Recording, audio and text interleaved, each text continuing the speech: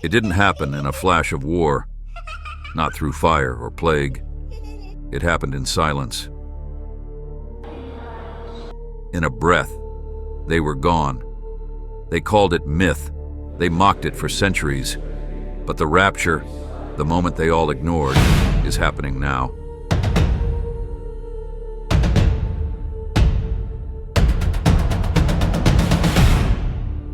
You've heard the myths, the fear, the mockery.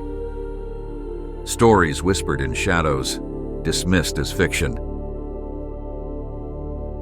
But what if the truth was more beautiful and more terrifying than you ever imagined? What if he meant every word? What if the promise wasn't just for them, but for us now? It didn't begin with judgment. It began with a table, with bread, with betrayal, and a whisper. And if I go and prepare a place for you, I will come back. Before he died, he made one final promise, not of death, but of departure.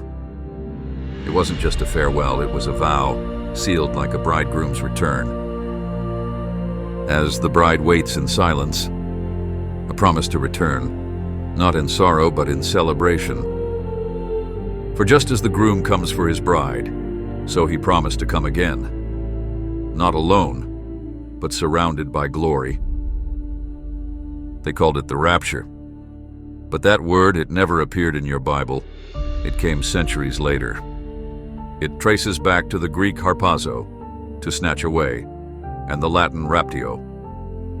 In 1 Thessalonians, Paul describes believers being caught up to meet Christ. But what did he mean? The Bible doesn't describe a covert rescue. This isn't a hidden escape. It's a public revelation. When Christ returns, every eye will see him. Every ear will hear his voice. It's not about chaos. It's about clarity. Not fear. It's fulfillment. For centuries, scholars have debated the timing, before, during, or after tribulation. Each view has merit, and each faces critique. But here's what matters. The exact moment isn't ours to know. What's clear is this: Christ is coming, and when he does, it will be unmistakable. The promise of his return wasn't given to stir fear. It was given to anchor the suffering, to comfort the weary, to say, he has not forgotten you. He will come. So ask yourself, are you clinging to the promise or lost in the noise of myths? 2 will be in the field, 1 taken, 1 left, not a parable, not a symbol, a moment etched in prophecy, a silence that will divide the world between those who were ready and those who were not. Churches once full, now hollow. Words preached but never believed. Faith worn like a mask, but never lived. And those left behind will search for answers where the truth once stood, and now only echoes remain. This isn't about fear. It never was. It's about being ready.